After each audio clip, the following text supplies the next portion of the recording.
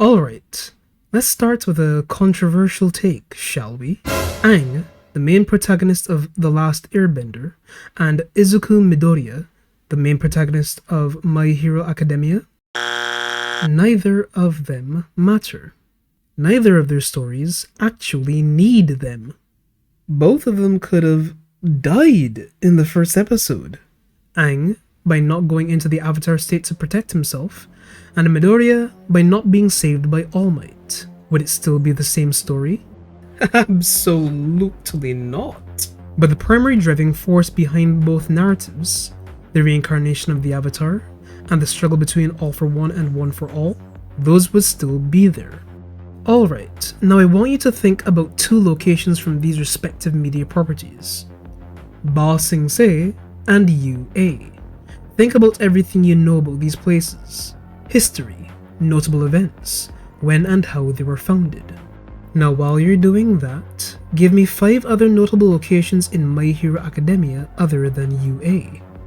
Now, if you're having some difficulty doing that, you might have an idea of where I'm going with this. And you'll also understand why I'm not going to ask you to do the same thing for Avatar: The Last Airbender. I've spoken a lot about the flaws of the superhero genre, and by extension, how a lot of those flaws are either epitomized or mostly avoided in My Hero Academia. But there's a singular problem which is somewhat unique to My Hero, constricting its narrative in such a way that while I have enjoyed the story immensely, it also feels somewhat empty in ways I find hard to ignore. The problem, surprisingly, is the concept of superpowers entirely, better known as quirks. And that's actually why I'm using both the Aang and Korra Avatar series to draw reference to it. Avatar and My Hero have one specific element in common. They are both worlds where a large portion of the population has a superpower. And this is where an important factor which I mentioned in part 1 comes into play. The issue of impact. It is noted that upwards of 80% of human beings in My Hero have a quirk, and the story implies that this percentage is only increasing with time. Beyond the potential for people to inherit quirks from their parents, often mixing together to create entirely new abilities, quirks are shown to be very unique and wildly variable. By comparison, the world of Avatar has precisely 4 superpowers, the 4 main types of bending, with the exception of variations and abilities based on unique traits and bloodlines. With this very limited pool to draw from, bending has an incredibly outsized impact on the world.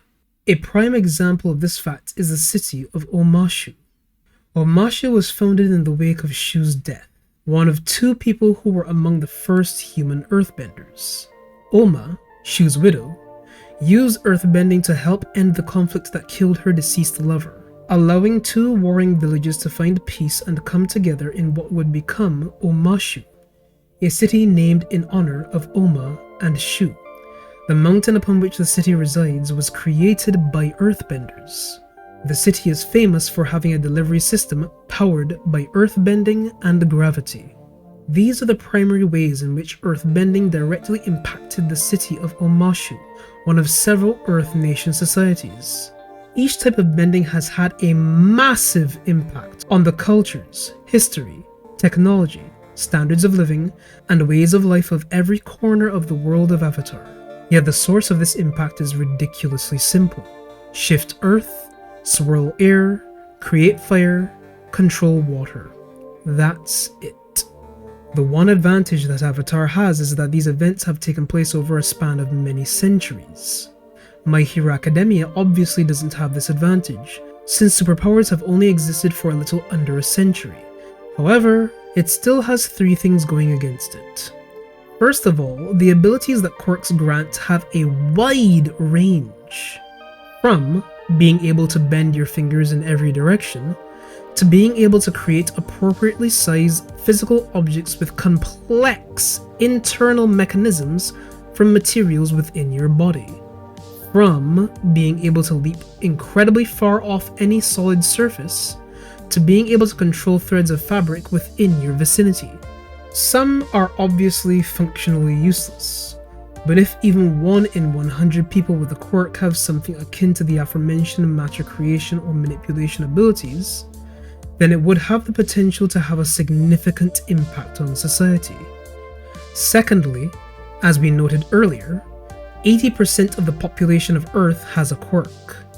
If even 1 in 1,000 people with a quirk has a moderately strong quirk, it could easily fundamentally alter society at a local level. Thirdly, and unfortunately for My Hero Academia, the Legend of Korra perfectly illustrated how superpowers could fundamentally alter society in a similar time frame. A little under a century. Let's take a look at a newer Earth nation society, the city of Zaofu. Exactly 3 catalyzing events were needed for the founding of Zaofu: the discovery of metal bending by Toph Beifong, the conflict between Lin and Suyin Beifong, and finally, Suyin's desire to change her path in life, and form a society where conflict is minimized while progress and invention is encouraged. In this, we can see the direct impact of a single ability: metal bending. Metal bending has affected more than just Zaofu. It played a major role in the formation of the Republic City Police Department. When speaking of Republic City, we also have the United Republic of Nations, which was founded by Avatar Aang and Fire Lord Zuko at the conclusion of the 100-Year War. The catalyzing event of that event was the 100-Year War itself, which was started by Fire Lord Sozin, and further stoked by the death of Avatar Roku.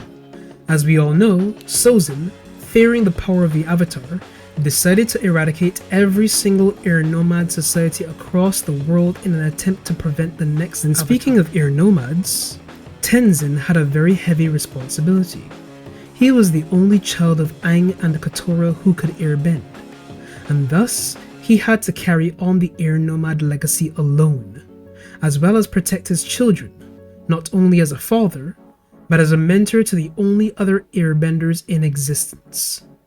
It is true that he later learned to not allow this burden to weigh him down, and in time, the balance of the world was restored, giving rise to new. Speaking of Tenzin's responsibilities, he was once a member of Republic City's governing council, which dissolved in the wake of the anti-bending revolution, even though the revolution's leader, Amon, was a deranged tyrant who sought to use his abilities to dominate and control others.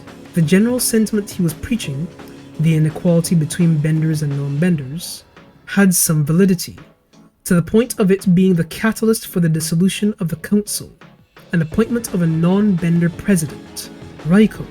Although it can be said that speaking of the legacy of Amon and the Equalists, there's also Hiroshi Sato, whose hatred of benders, while not justified, can be somewhat understood due to the death. Alright, okay. The point I'm trying to make is, just as in our world, it only takes a small catalyst to have a massive impact on the events of a story, and smaller stories have a tendency of weaving together to create much greater narratives than the sums of their parts. The question now is, why the hell does any of this matter? Not only is My Hero a different story to Avatar, but Avatar didn't have to go quite so hard into world building. Did it?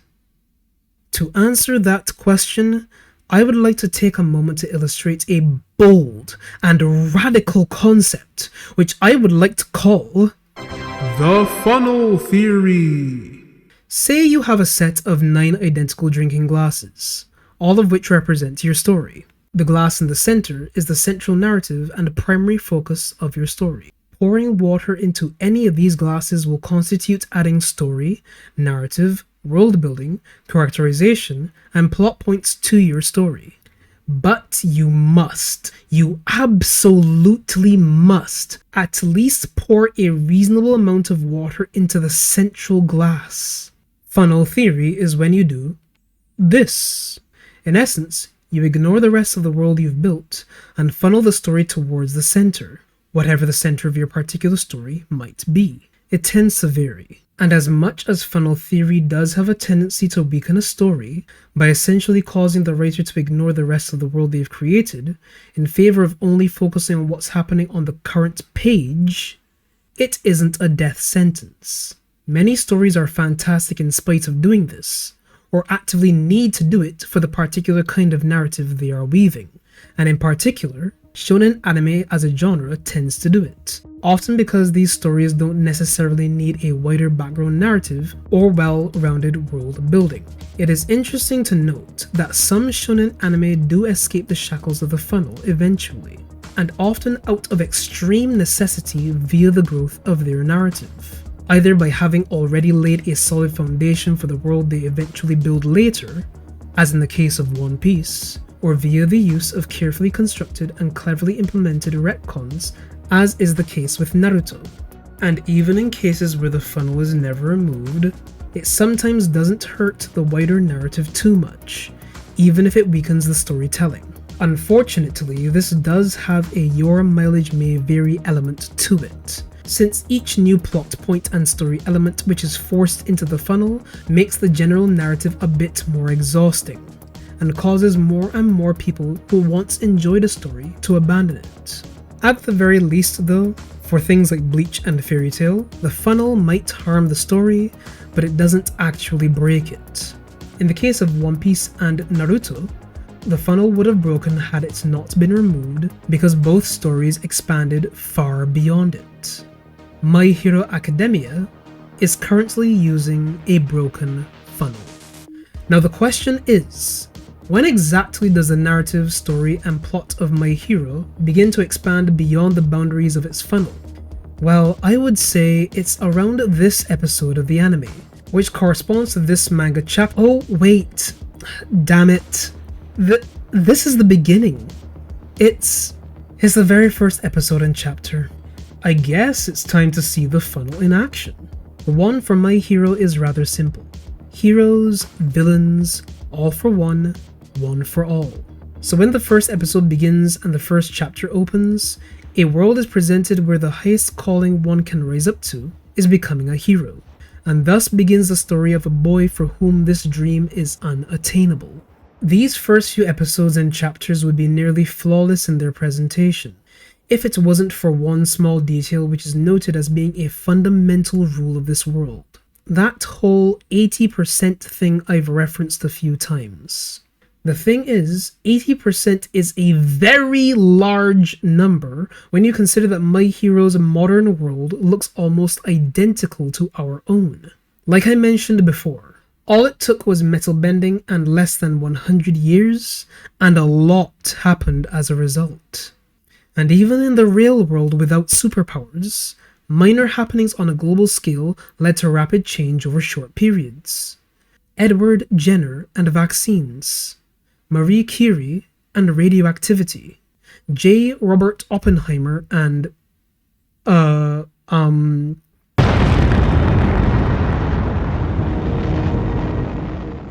Anyway, this isn't too much of an issue, for now at least, so we can toss the 80% rule into the funnel. Next to go into the funnel is social life, because by golly, people eat, drink, sleep, and breathe heroes. The people in this world don't talk about anything else. They don't follow any other news. They don't process any information not related to heroes. And granted that people in a society tend to somewhat focus on things which stand at the apex of a society, a superhuman society is still first and foremost a society. So there goes social life. A few cracks begin to form.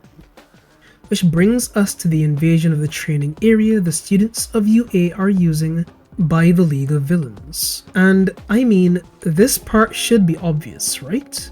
They're villains. It's already part of the funnel. I've already outlined my problem with this in part 1 of this video series. Why be a villain?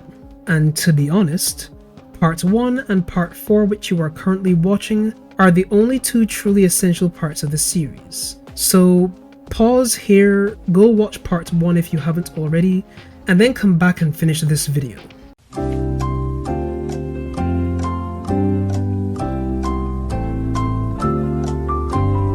And welcome back! So it's for those reasons that I personally think that during the introduction to the League of Villains, even more cracks begin to form in the funnel.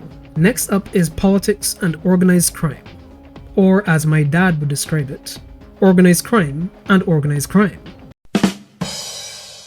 Anyway, have you seen a single governmental or political figure in My Hero Academia? And then you tell me, of course, these guys right here, the Hero Public Safety Commission. And then I tell you, oh no, I meant people in charge of general rules and regulations, sanitation, agriculture, IT and telecom, taxation for heaven's sake, anyone not related directly to hero affairs. Well, into the funnel they go as even more cracks form. But wait, you tell me, what about Redestro? He's a political figure. Oh, you mean the guy whose grandfather started a political movement, the legacy of which is a technology company called Detnarat, which provides services like along with a small town full of loyalists who were just kind of sitting there doing nothing, right up to the point where they became cannon fodder for the League of Villains? That Redestro? Into the funnel he goes. As for organized crime, the story gives the very strong impression that almost all such organizations have been broken up and disbanded, or otherwise fell into obscurity and irrelevance. And this, in my opinion, is where the funnel begins to break apart. Because the smuggling of narcotics and weaponry, bribery and extortion, shady back rooms in nightclubs and casinos, small businesses and firms used as fronts for various criminal enterprises. All of that simply disappeared? If the answer is yes, that all such things were eradicated due to hero activities, why? Remember that this is a world where 80% of the population of Earth has a superhuman ability. All things being equal, criminal organizations like the Yakuza should be on equal footing with law enforcement. Wait, hang on. Let me put it another way. Do you really think that if 4/5 of the human race gained superhuman abilities, that members of Yakuza groups wouldn't capitalize on that to give themselves greater societal status and control? Not to mention the history of organized crime and why it even exists in the first place. Are you shitting me? Anyway, Kai Chisaki is defeated by the heroes, and his plans, which were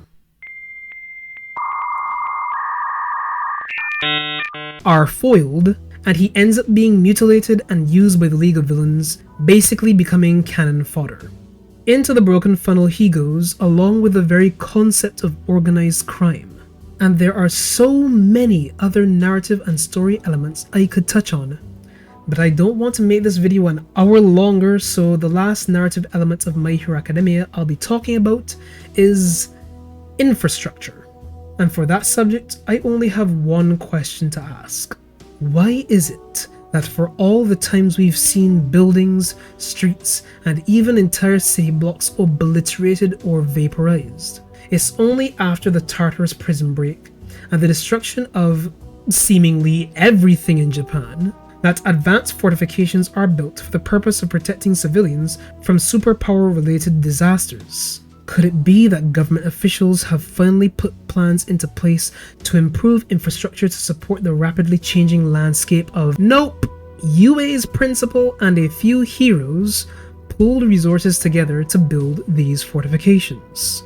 As always, each narrative element is there to do nothing more than serve the hero's narrative, even if it breaks the very world the heroes inhabit.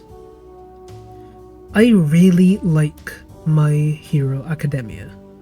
It's an engaging and dynamic take on the superhero genre. It manages to balance the role of a hero between someone who defeats the villain and someone who saves people's lives. My favorite event will forever be the moment when Deku defeats Muscular, while pushing himself to his absolute limits trying to protect Kota. we've seen the connection between Midoriya and Kota evolve and change over time. You come to learn Kota's history, understanding his pain and fear, the reasons why he lashes out. You also understand all the hardship and pain that Midoriya has endured. You see his determination and will to both grow and protect those around him. So in that moment, where Kota understands how Deku has stood up for him, protected him, and gone so far as to help him resolve the demons of his past by defeating the man who killed his parents. In that moment when he looks at Deku and says, "My hero." That's my favorite moment. But there are also moments where it feels like an entire world has been poorly and sloppily constructed just to sacrifice characters and narratives for a story that isn't even worth such a sacrifice. My second favorite moment is probably shared by most of the people watching this video. It's the speech given by hero killer Stain. A heartfelt and visceral indictment of the corrupt hero system. And what was the result? Did it spark a new wave of earnest vigilantism? People devoted to solving society's problems despite what the rules say? Did it create separatist movements led by people tired of old, bloated bureaucracy and wanting to form new conclaves where they could experience freedom? No. All it did was motivate a bunch of deranged misfits to join the League of Villains. And I'm very sorry to any Toga or Dabi fans watching this, but I identify more with Spinner than those two murderous little shitbag crybaby f***s. And I don't even like Spinner. Both him and Twice were used and discarded and deserved so much more than what they got.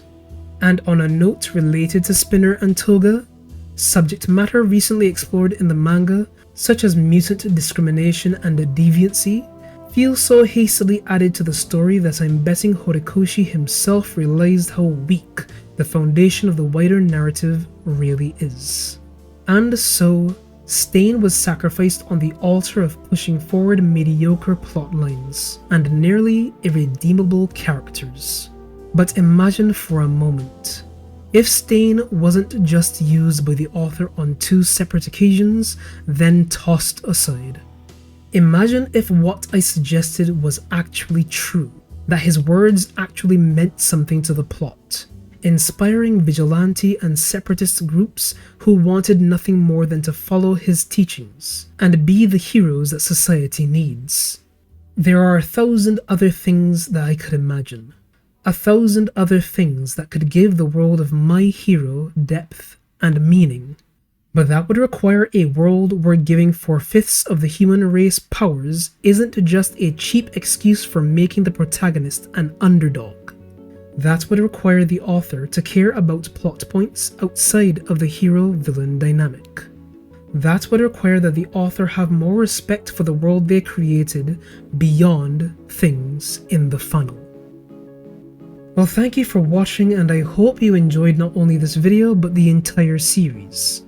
We've made a lot of comparisons, but the most important thing to note is actually the contrast between Avatar and My Hero Academia.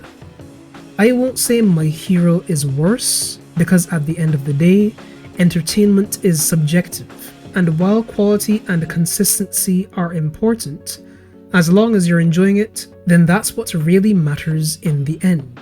And I mean, how can you not enjoy scenes like this? 10 out of 10. Still, the contrast between them and the main feeling of superhero media in general is the issue of impact I mentioned before. If a person can shatter mountains with a flick of their finger, or open portals to other dimensions as easily as breathing air, it should have a wider impact on the world they live in. It's one of the reasons why I've always been drawn to stories about DC's various Lantern Corps, and also the reason why those stories are sometimes disappointing to me.